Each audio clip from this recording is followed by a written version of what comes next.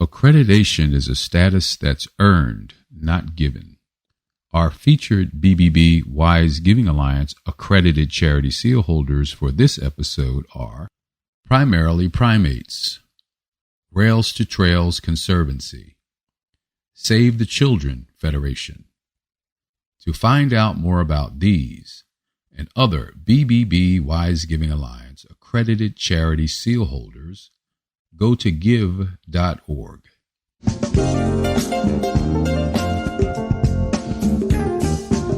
You're listening to the Heart of Giving podcast with Art Taylor, powered by bbbgive.org.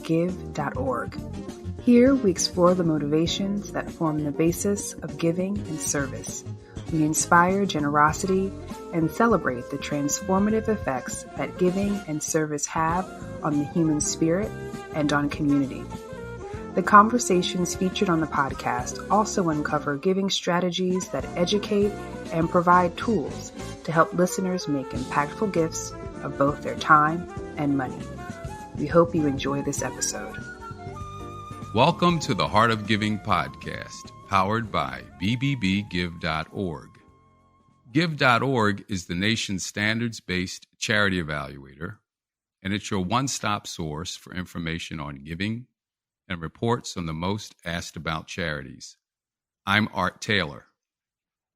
If you followed the Heart of Giving podcast, you know that I really emphasize the power of the arts to change people and institutions and indeed society. Recently, we had an episode where we focused on several dance groups and what they have been doing to inspire young people to be lifted out of desperate situations into possibilities that can enrich their lives. And they've done it through dance.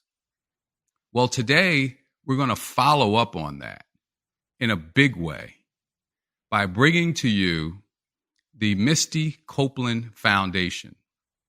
The Misty Copeland Foundation. Now, there is a name that I'm sure anyone, both inside of the arts and outside of the arts, have heard about.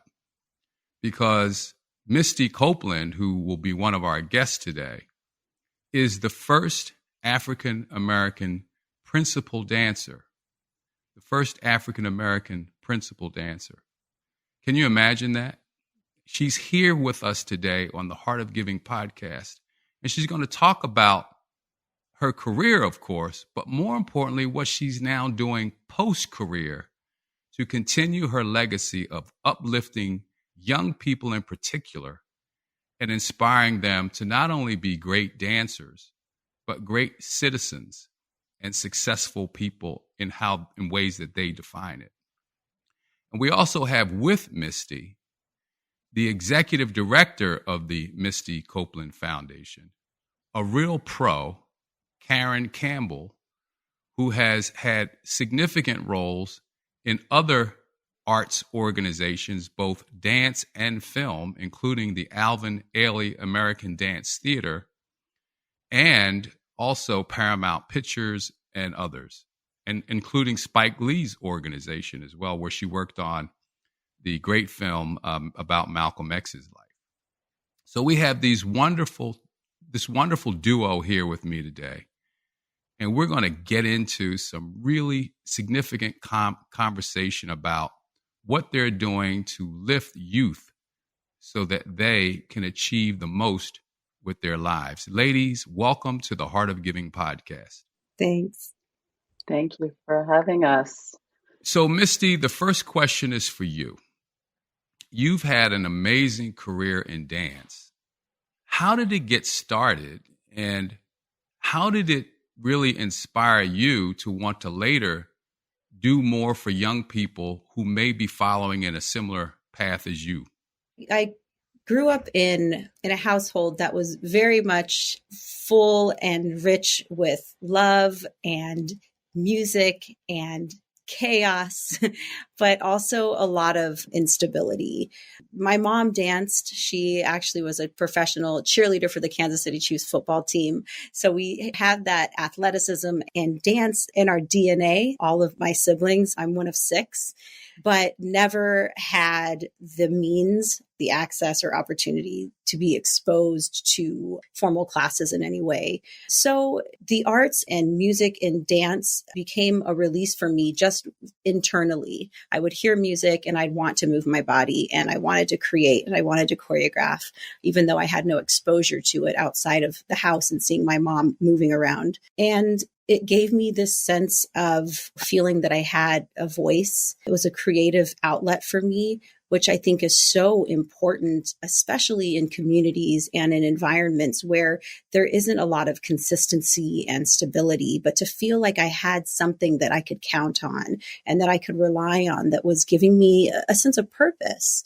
And so it wasn't until I was 7 years old that my family picked up. We were constantly moving, but we settled in a small town in Los Angeles called San Pedro. And that was the first time I was introduced to the Boys and Girls Club, a community center in my neighborhood. It was right across the street from my public school. And it became a second home. It was a place that my mom could really rely on this community to take care of her children while she was working multiple jobs. And it was the first time I was really exposed to, I feel like, what it meant to be a part of a community, to be in an environment where there were other adults that cared and wanted to nurture us. There was mentoring and tutoring. And a couple of years later, I was exposed to ballet at my club. So I took my first ballet class at the age of 13. There was a local ballet teacher that was looking for more diverse students to bring into her ballet studio on scholarship, because she understood the importance of having diversity and that it wasn't something that was immediately accessible to a lot of Black and brown kids. And she saw my potential. She called me a prodigy immediately. And I ended up living with her for 3 years, training in her school on full scholarship. And within 4 years, I was dancing professionally for American Ballet Theater. But because of that experience, I understood what it meant to have a team around you, a team that was going to support me and give me the tools and the skills to go on to be whatever it was I wanted to be. It wasn't just about creating, Boys and Girls Clubs weren't thinking about creating a pipeline to American Ballet Theater, but it was exposing these young people to an opportunity that would be able to allow them to see themselves in a space that you don't often see yourself. And so having that background and having that base, it has allowed me to understand and see the value and importance of arts education, because it's given me an incredible life. It's allowed me to blossom into the woman that I am today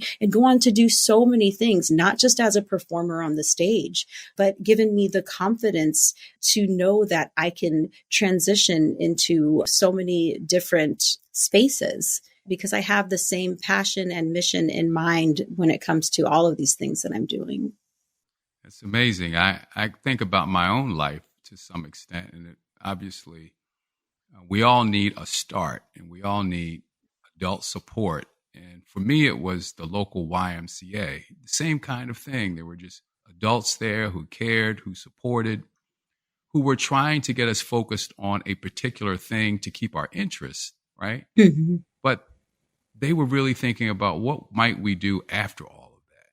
How might we max out on what our God-given gifts were, however, they manifested themselves. So it's so wonderful to hear this story, because I see that in so many young people. And it's because of these institutions, these nonprofit institutions, that we're able to have these kinds of experiences as we grow up as young people.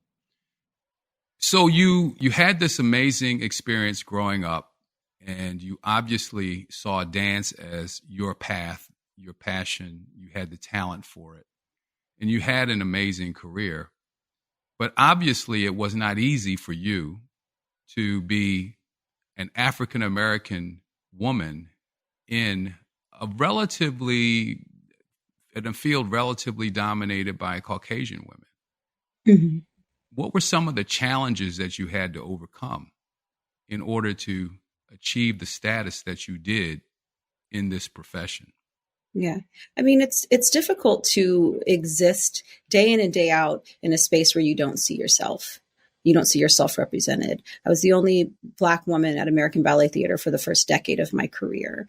And as a young person that's still coming into their own and finding their voice and identity, it's difficult when you can't really connect on a lot of different levels with the people that you're surrounded by. I mean, and not just because of my race, I think also socioeconomical background and class, all of these things that there's a certain specific targeted audience that ballet has been created for. And to this day, we're still struggling to expose it to a broader audience and give opportunity to young people that don't have the means to get the training, but trying to find some balance so that there is more equal opportunity and diversity within these spaces. So just as a young person, day in and day out, not having someone that I could just have conversations with about the obstacles I was facing.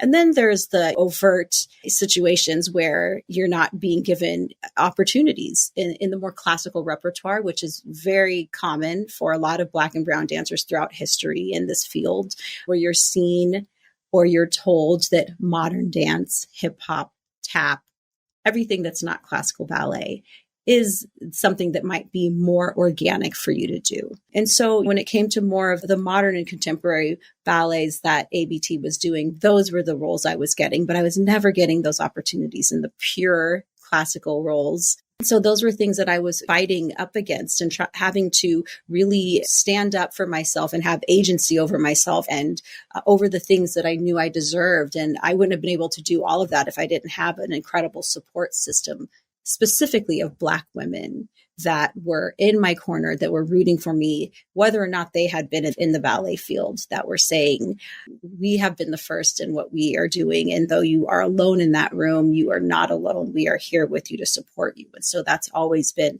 something that's so important for me, to be that for the next generation. Because what are we all doing and going through these things and having these experiences for if we're not learning from it and passing it on to the next generation so that it is easier for them, so that they can make leaps and go further than we could ever imagine ourselves going. And so that's really just all of these things that have been difficult for me in my field have been fuel for me to move the art form forward and to give more opportunity to the next generation. So yeah, I could go on and on about all of the things that have been difficult, but I think that it's important just to really to focus on what I've learned from those experiences and how we can make these spaces better for the next generation. Okay, so we're fast forwarding a little bit through your career now to a point when you made a decision that it was important for you to create opportunities for those coming after you. At what point in your life did you come to this realization or this notion that you had to do more to help others? I think that I learned this from being a part of the Boys and Girls Club. I think that it's something that was really just being exposed to that way of creating community and supporting one another. It just became like a natural thing for me. And so throughout my career, I've been trying to find ways to create opportunities for others. From the moment that I met my manager, Gilda Squire, and we've been working together for like 13 years, she said to me, what is it that you want to say? What is it that's important to you? And it's always been important that I give back to my community. I try and create opportunities for others to have the experiences that I've had. And how do we do that? We started out years ago where I would just go to different public schools and speak to the kids, show them that I'm a real person. I'm not just someone that you see on TV or a poster on your wall or far away in these big theaters, but that I'm just like you. I come from situations like you. And, it was with nurturing and love and support that got me to this place and just show them what's possible. And over the years, of course, it's been difficult because I have a very full career that takes up a lot of my time. But within the pandemic, it really allowed me some space to step back and say, what can I really do to create something that is really meaningful, that will hopefully last beyond me for young people, especially young people that are in under-resourced communities, to be able to be exposed to the arts and ballet specifically. And that's when the foundation was formed. It was during that time when I had time on my hands to really form what it was I wanted to do. And thinking back to my own start was really the inspiration for starting our first signature program, Be Bold. And it's really just blossomed from there. So you got this organization going. Who was the first person you turned to when you made this decision to get this foundation up and running? Well, the king of all kings of philanthropy, Darren Walker. Darren Walker. Darren Walker. He's been someone that has just been in my corner for so many years and has often said to me, whenever you are ready to take the next steps in whatever it is you want to do post your career, like, I'm an ear, I'm here for you. And so he was the first person I called, and he, I was very thankful that he was someone that was like, I can give you resources. And it wasn't about taking my hand and doing anything for me, but this is up to you. This is whatever ideas you have. And I can connect you to people. And that's when I was connected to Jane Poland, my philanthropic advisor, who has been a godsend. And she's really helped to build the small but mighty team that we have. She found Caryn Campbell, and it was really important for us to have a strong team of women and women of color, at least when we're building the foundation. And so it was really just incredible that Caryn was even interested, and that we got her to leave an incredible organization where she had already done so much work and had made such an impact.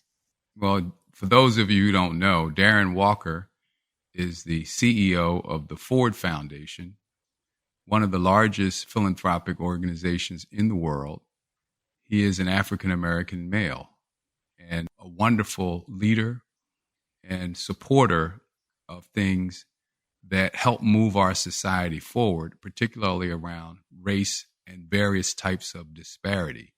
So we want to hold him up, and I'll get Darren on the show one of these days, and we'll get a chance to talk also. So that's a great one. Yeah. And you mentioned Jane Poland. I've known Jane Poland for probably, I want to say 35 years. Don't tell Jane I mentioned how long. But a tremendous leader and supporter, and a person who will get things done. Mm-hmm. So it's been wonderful to have her as a friend also. Well, you mentioned Caryn. Caryn, you found out about this, and obviously you have had an illustrious career of your own. So you hear about the creation of the Misty Copeland Foundation, and you decide to just drop everything and go to work for this fledgling thing. I mean, what was going on in your mind? Well, it was drop everything and go to work for Misty Copeland. Okay. When Jane first approached me about the foundation and I had the opportunity to meet with Misty, I just felt that everything aligned for me in terms of what I've done in my past and in my various careers. And it kind of led me to what Misty is hoping and we are doing at this point. And it just seemed like too good an opportunity to pass up. And I love Alvin Ailey, American Dance Theater. I've loved working for that amazing organization, but this was a great opportunity for me to do something more closely on the ground and to be able to affect change in a way that I hadn't been able to before. Well, that's always a challenge because, in the nonprofit world, there are 70, 80,000 new organizations created every year. They're all looking for funding, and they all believe they have a tremendous mission, and they have to get to work on solving the problem that they were established to solve. But it's tough. It's difficult. But I will say, reading your resume and looking at your background, you give this organization a great chance because of your fundraising background. You've raised a lot of money in your life. You've obviously worked with organizations in this space. So you have a head start that I would say a lot of organizations don't necessarily have. And so I wish you a lot of luck with that. Now, coming over, what did you essentially want to accomplish? Did you start out by saying, let's get a strategic plan going? What was your steps that you began to implement as the first executive director of this organization? Well, I first want to say that one of the best things that the organization has is Misty herself, because as you know, most or many founders aren't necessarily hardworking and saying what they're doing. And she is certainly that. So that is a huge advantage for me and also for the foundation. Well, I bet you if I asked her the same question, she would say you were the best thing that they had going. Yeah. Right. Well, I think we make a pretty formidable team. Yeah. There you go.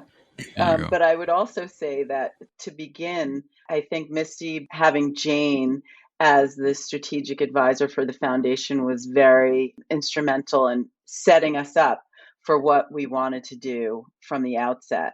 So when I started, we already had one semester under our belt of the program, and with a lot of support from advisory council members that Misty had put together in the field of dance education and the world of dance, which was very helpful. So as the program has progressed, I think the most important thing, it wasn't to create a strategic plan, it was to make sure that the framework for the program was correct and that we had that down, because before we could do anything, we couldn't scale up, we couldn't implement more classes or employ more teaching artists or musicians. We needed to make sure that that was the correct structure.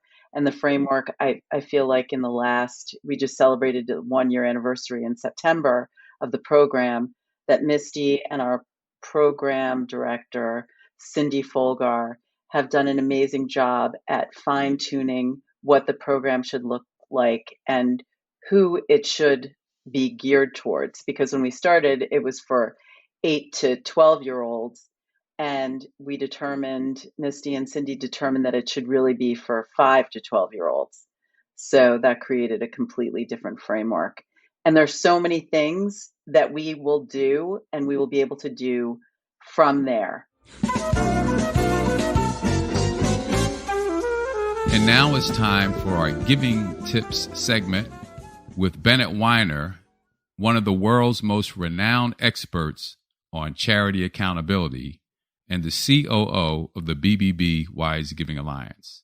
Most of you have probably seen promotions in which a product or service, it could be a box of cereal or a can of soup, is being advertised that their purchase will help a specified charity. Well, that's okay, but one of the things that we call for when these promotions take place is a disclosure that indicates the amount of the purchase that's anticipated that will go to the specified charity, and if applicable, the term of the campaign during the month of December and the maximum or minimum the charity will get, like up to a maximum of $200,000. The reason that this is recommended is that we want purchasers to know how much they're helping the charity when they are transacting along those lines. And you have to watch out for promotions that include vague language, like all profits to go or proceeds to go. Those don't really tell you how much is going. It's almost impossible for you to figure out what the amount is. In fact, this transparency disclosure is required for charities to meet our standards. If you want to read more about it, look at BBB Charity Standard 19 in our guidelines that are available at give.org. I want to get into the mission a little bit. So let's talk about the mission itself. What is it that you're set up to do? And what are some of the programs that you're implementing to achieve that mission? We wanted to create an environment and in a community within the ballet and dance world. So how do we bring greater equity, diversity, and inclusion to dance and to ballet specifically?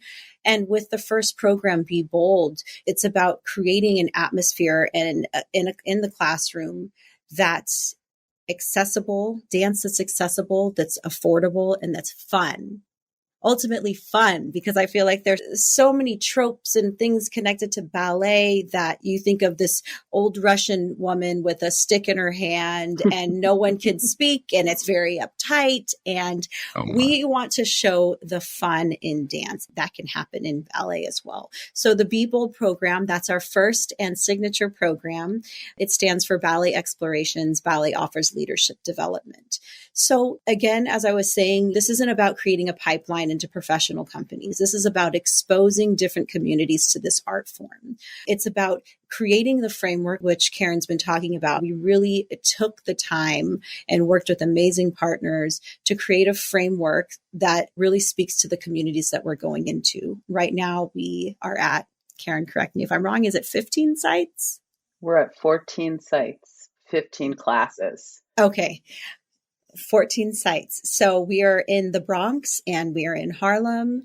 When I think about these communities, and I've had these conversations throughout the course of my 25-year career, especially in Black and Brown communities, where they just feel like ballet is not for them. The classical music's not for them. Like they don't see themselves in these spaces. And so I've always thought, well, how do we create a technique, use the ballet technique, but create an atmosphere where they feel like ballet is for them. And so you can't just take this white European art form and bring it into the Bronx and into Harlem and say like, hey, do you see yourself, when they don't? So from the ground up, it's how do we speak to representation? So from the moment they enter the room, it's a positive environment. We're checking in with them. There's a circle up. We sit on the floor and we see them. We hear their voices, because often dancers are told your body is your voice, your movement is your voice, but you're not really allowed to express yourself verbally. And we want them to feel like they have agency and that they have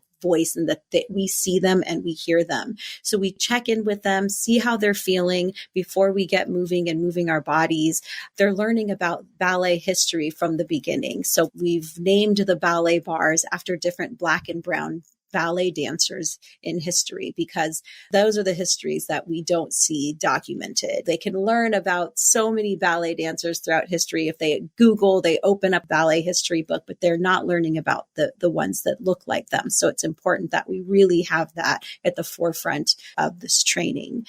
Then they go into a typical ballet class at the ballet bar, except for there's fun different ways that we mix it up in between combinations. So they may have improvisation that happens in between a plie or a tendu. And we really give the teaching artists the power to take what we're doing, but put their own spin on things. We have an incredible teaching artist who has even implemented rap into part of what she's doing when she's teaching the class. So they're learning these raps about the ballet technique and rhyming and connecting it to the movement that they're doing. So it's finding fun and creative ways to introduce young people to this very old traditional art form. And then, of course, the musicians. I think that they're definitely like the stars in the classroom, because they're really bringing it to life. And it's not just classical piano, which is what you're used to in a ballet class and environment, but we have musicians of every kind. We don't turn anyone away when we are looking for musicians in our classrooms.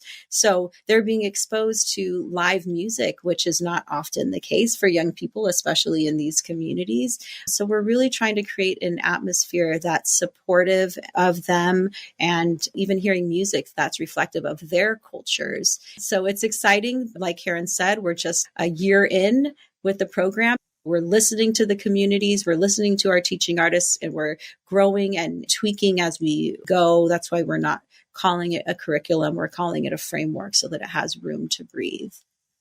So you mentioned like 15 locations. So do you partner with other organizations? I assume these aren't just locations that you've stood up on your own, right?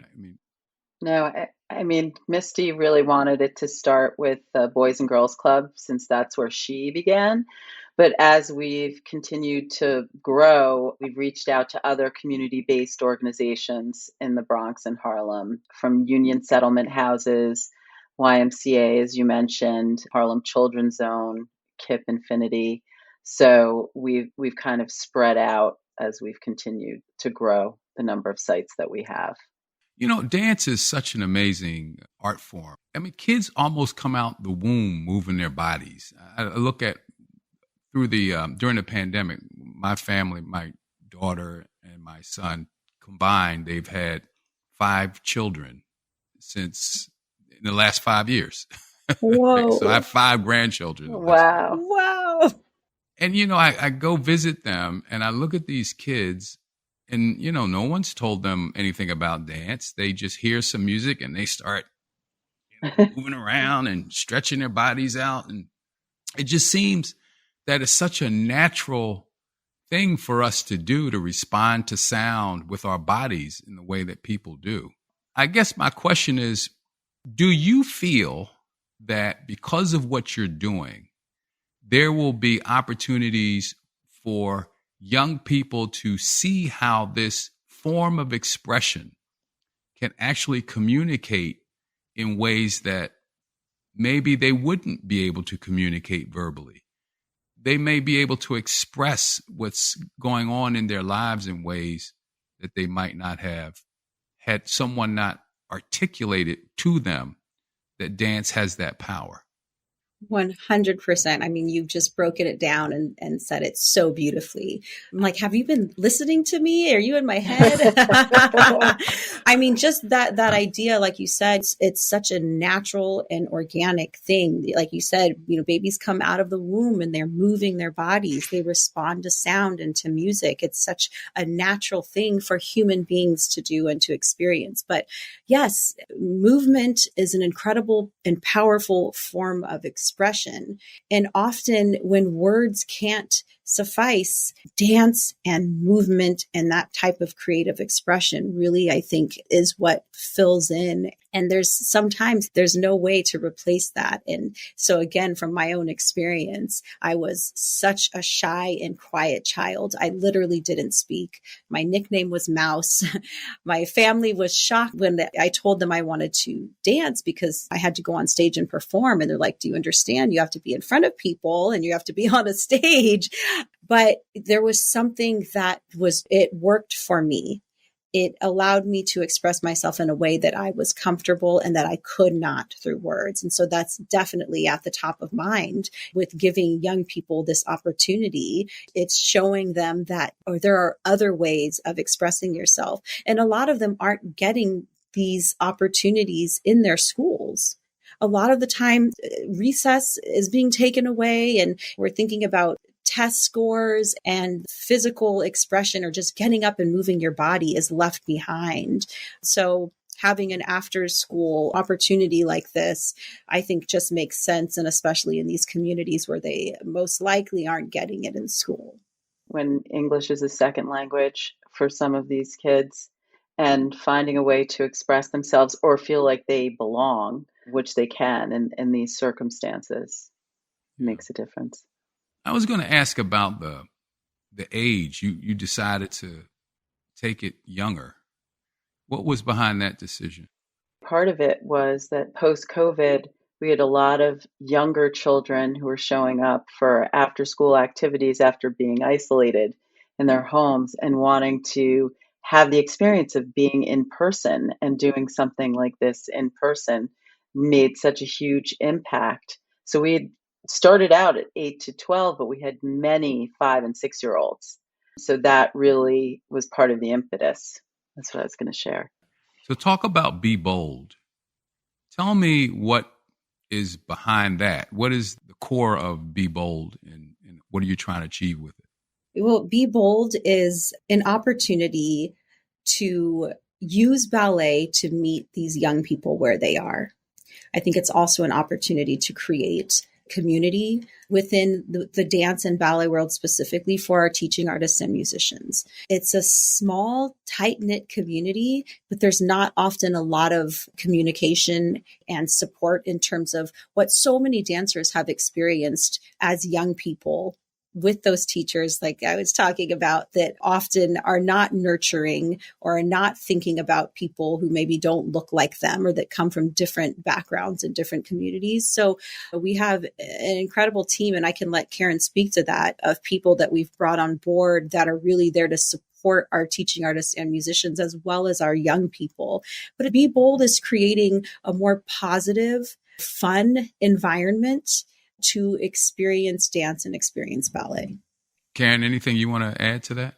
Well, in terms of what Misty was alluding to, we have from the beginning worked with a child developmental psychologist to do impact survey research so we could determine from the beginning the impact that we're having on the children, but also how to better help the teaching artists and musicians to work with the children and for themselves, as well as a DEIA consultant, which was very important in how we entered spaces in these communities, how we speak to the children, and how best to serve them. But also, it has helped the teaching artists and musicians as well. Yeah, that's what I was thinking. It's helped them heal. Yeah. There's so much trauma, I feel like, with the way a lot of, us, me included, have been taught throughout our training and upbringing that is not always healthy. And how do we let go of that and not continue the cycle in the way that we're teaching the children today? And so it's been great to have that type of community where we can come together quarterly, well, for the teaching artists and musicians, even more than that, and have these conversations and really undo a lot of that damage. I wonder if your program also has some influence and effect on parents and caregivers for children. That's a great question. What would you say about that? We have made a very concerted effort to make sure that the caregivers buy in and understand what we're trying to do with the kids. So we do have caregiver orientations with our teaching artists and musicians and the caregivers, so they understand what the program is, what the mission is, what we hope to accomplish, what we're trying to do for the kids. But also, we've extended that so that we've started trying to reach out to other community organizations so that we can have tickets to performances and that we can offer those to the families, because it's really important for them to see that we are trying to affect the whole child and the whole community. We want to really be a part of that community. So, for example, in the spring, we were able to get tickets for Ballet Hispanico for family members and children, and even the teaching artists who often can't afford to go to performances. They were able to go see Ballet Hispanico at City Center, and for them to see themselves, people who look like them on stage, was so meaningful for everyone. So we're trying to do that more. So cool you mentioned Ballet Hispanico. I had a chance to interview Eduardo. Yeah. What a wonderful man he is. He is so wonderful. Yeah. And so, well, I feel like we're just getting started here. And obviously we can't go on forever, but let me just try to conclude the interview today by asking both of you, what do you see that we may get from your work here in a decade or so? If you had to ask yourself, looking back 10 years from now, what did we achieve? What might you say? What do you hope you're able to say? I hope that we are affecting not just these communities, but that we're making an impact on the ballet world and the ballet culture, that they're seeing the things that need to change and that there are ways of making real productive changes when they are more inclusive, and really take a moment to step back and look at ourselves and see the work we're doing and see how it can be harmful if we continue on in ways just because that's the way it's been done for this long, but that we really take the time and care to look at these people that we're exposing dance to and think of this. It could be the most positive experience they have in their days, in their lives, and that's a big responsibility. And so I hope that we see impact and change within the ballet community. Caryn, anything? Yeah, I would say I really hope that we're able to do a couple of things. One, as we go through the next couple of years, that we're able to deepen the goals that we hope to attain, which would be to include mentoring and tutoring. We really want to try and grow and build that aspect because we know many of the community-based organizations already have that built in, but we'd like to take that to the next step and do something within our organization with that. And I also would hope that we would be able to go national, that we would keep building so that we're growing out, so we would have Be Bold and other programs across the country, and that we would be able to affect change in the way that we've started to do. Well, I'm certain that some people listening to this show today will want to find a way to reach out and support you. How might they do that? They can do that through our website, which is www.themistycopelandfoundation.org, and also on Instagram. We're on Instagram as well, and Facebook. Fantastic. Well, ladies and gentlemen, and all who don't count themselves as binary who are listening to this podcast today, you have just heard from Caryn Campbell, who is the executive director of the Misty Copeland Foundation, and the one and only Misty Copeland, the first African-American principal in a major ballet company, and they are putting in some serious work to make a difference in the lives of young people in this country, particularly through the art of dance. And I just want to say to you, thank you both for gracing our show today. Thank you for what you're doing and for what you're doing for these young people in particular. And just thank you for the inspiration that you've given to others who are listening to you and thinking, maybe we can do something too to make change in our community. So we appreciate you and we wish you continued success with what you're doing at the Misty Copeland Foundation. Thank you. Thank you so much. Thank you so much. Well, for all of you who are listening for the first time, the Heart of Giving podcast is a weekly show, and you can find us on all major podcast platforms. I hope you will subscribe to the show. If you would like to support us financially, you can do that also by going to our website, give.org. Thank you for listening. You've just listened to the Heart of Giving podcast with Art Taylor. Be sure to tune in next time for a brand new episode. To listen to our other interviews, visit heartgiving.podbean.com. That's heartgiving.podbean.com. Subscribe to our show on major podcast platforms. The thoughts and opinions expressed on this podcast are the views and opinions of the guests, not those of the BBB Giving Alliance or program affiliates.